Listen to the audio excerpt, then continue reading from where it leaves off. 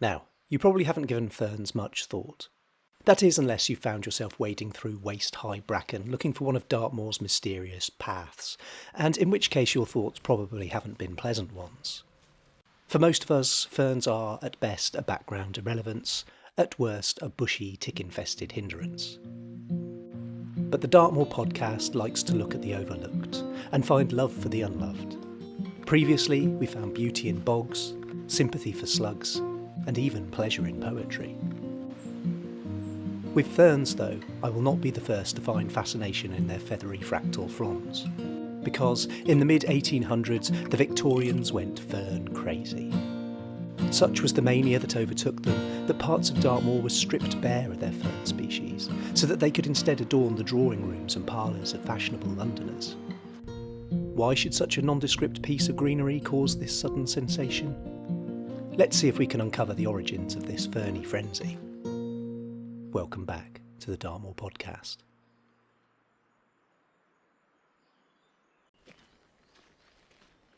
Right, I'll be honest with you. My initial plan here was to get out to Dartmoor, film some ferns to use as background footage, and then amateurishly psychoanalyse those quirky Victorians.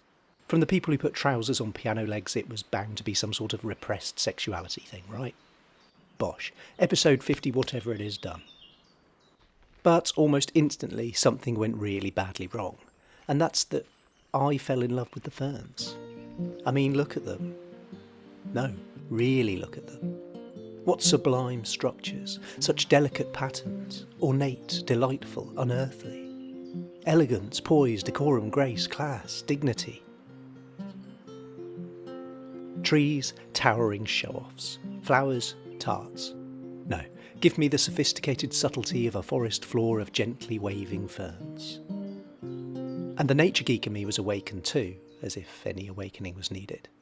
Where before this overgrown hillside was a homogeneous mass of vegetation, now it was a coral reef of pteridaceae waiting to be identified. As well as beauty, there could be rarity, discovery, species named after me. Polypodium not a podcastium. Books were ordered, PDFs were downloaded, YouTube was scoured.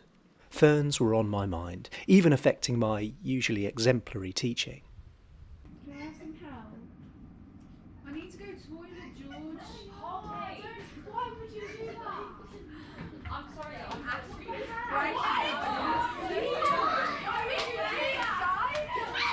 But eventually the working week was done and I headed out into Lustley Cleave covered in insect repellent and armed with a macro lens. Ferns are incredibly ancient.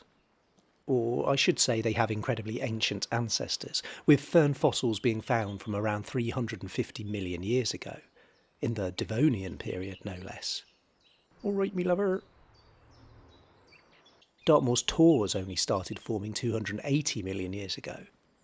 But there is nothing primitive about ferns.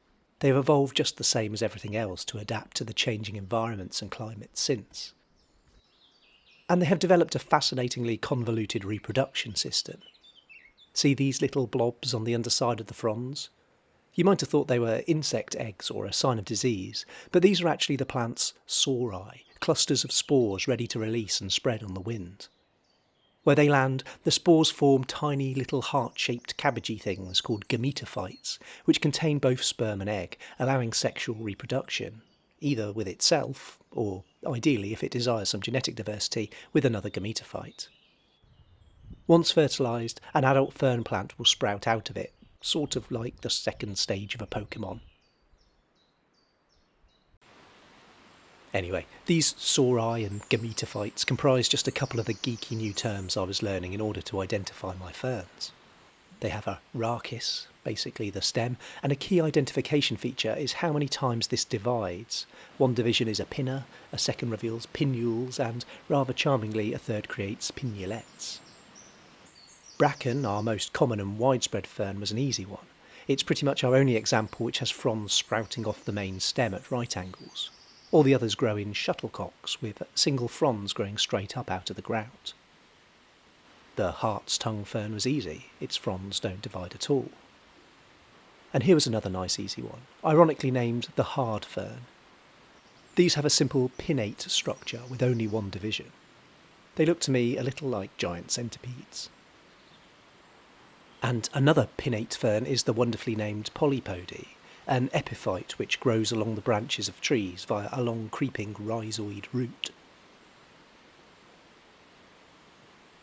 But then when things got bipinnates, the fronds divide twice, it got a lot trickier.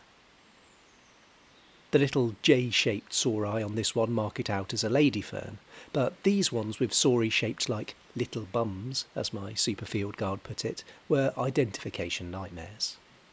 Some sort of scaly male fern, I think. But there was one fern in particular that I wanted to find, and it was the one that the Victorians almost scavenged to extinction on Dartmoor.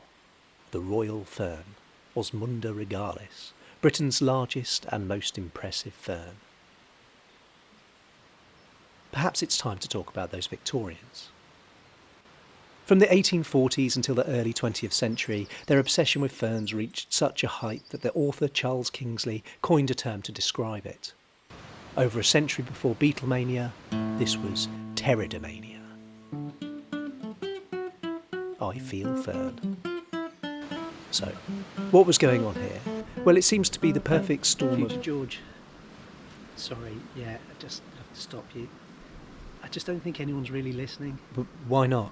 Well, they're all just trying to think of better Beatles, Ferns puns. Ah, yeah, fair enough. Yeah, I know. I thought the only way we could really deal with it would be to just get it over with, do you know what I mean? Okay, what have you got? I spore her standing there. Oh dear. Oh dear, that's one of the better ones. A day in the leaf. No. I get by with a little help from my fronds. Okay, I'll give you that one. Rachis raccoon, epiphyte Rigby, ticket to rhizome. All terrible. Sergeant Pepper's Lonely Heart's Tongue Band. The Bracken of John and Yoko. Just shut up. Twist and Sprout. Right, where were we? Pteridamania. Well, my first thought as to why the Victorians went fern crazy was Charles Darwin. The 1951 publication of On the Origin of the Species was a seismic event, possibly the most important discovery ever made. Not only did it increase interest in natural sciences and nerdily taxonomising species, but the petrified ferns being found among the fossils of enormous dinosaurs would surely have fired that Victorian imagination.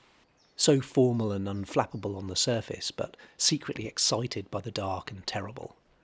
The image of enormous, monstrous reptilian beasts lurking in a gloomy jungle of towering ferns would have been just too delicious to ignore, and the chance to take a little bit of that darkness home with them, completely irresistible. But it seems that the fern craze began about a decade before Darwin. He might have nurtured it, but he certainly didn't plant the seed, a spore. That was another gentleman, the English doctor Nathaniel Bagshaw Ward.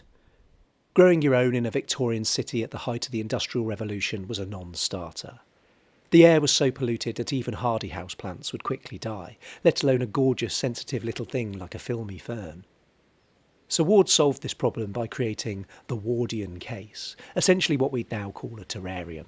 It went on the market in the 1840s, allowing the Victorians to display delicate plants in their homes. But the simple ability to do so does not, I think, explain why it became so popular. That seems to be down to an ingenious piece of marketing by Ward's friend, a botanist and seller of plants called George Lowdages. Lowdages made the observation that ferns were only for the really discerning plant lover. They were extremely tasteful. You had to be really clever to be into ferns. Look, it worked on me, okay? And it worked on the Victorians too. Before long, parlours all over the country were flaunting their fashionable fronds.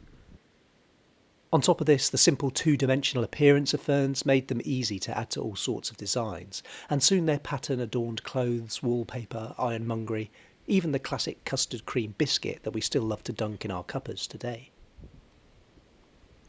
Ferns were all the rage, darling. But strangely for those snobby Victorians, it was a trend that seemed to transcend class or gender.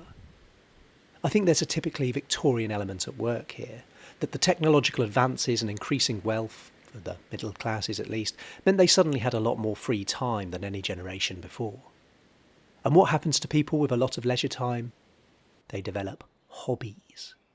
And pterodoptery was a very suitable pursuit.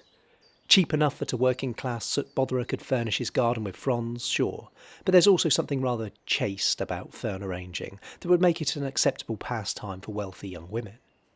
Everyone could participate. And if you were really into ferns, then buying and displaying them for your guests wasn't enough. You'd want to go out and identify and collect them yourself. ID guides, like this one from 1860, which only cost me a shilling, encouraged the craze further. And those new Victorian railways meant that it was easy to access places like Dartmoor, with their damp, shady valleys just frothing with ferns.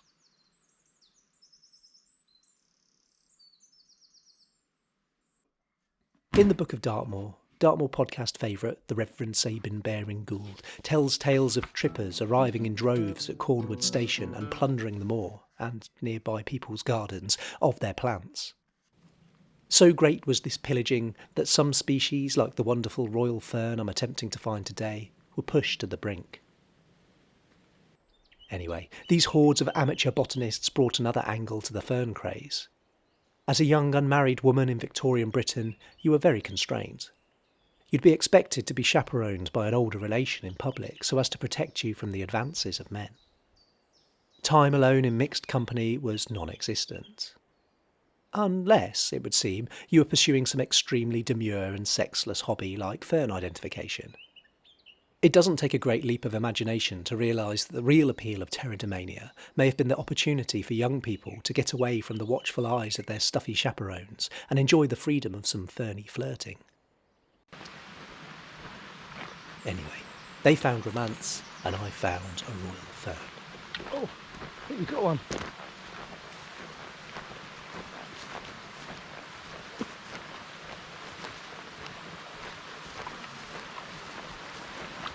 Yeah.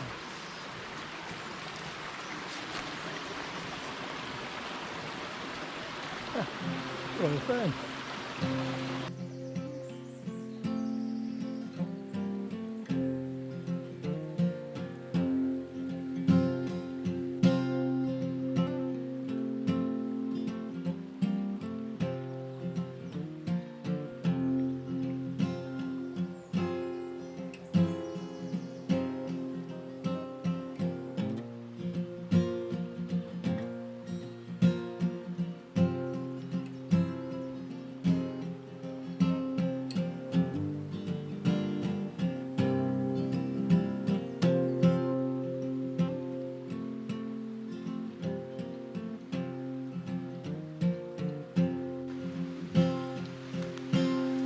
Royal Fern, yeah. It's just started to rain. So, it seems that the fern craze sprouted from a gametophyte of perfect ingredients. The technologies of Wardian cases and railways made it possible, the opportunity to look brainy in front of your crush made it appealing, Darwin's discoveries made it cutting edge, and the appearance of ferns in fashion made it, well, fashionable. But maybe none of this explanation is needed. We're the crazy ones for not being mad about ferns anymore. I've certainly developed a newfound fascination with their unfurling Fibonacci curves and quiet beauty. Where did our pterodomania go? Well, it seemed to fizzle out at some point soon after the turn of the 20th century. Orchids became the next fad for the botanically obsessed, and maybe people began to develop a bit of a conscience about plundering plants from their natural habitats. But most of all, it just seems that the next generation moved on. It became uncool for an Edwardian, I suppose, to be into collecting ferns like your mad old Victorian grandad. And in much the same manner, I'm sure I'll be off onto something else next week.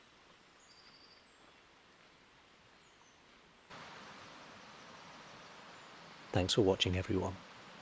See you next time.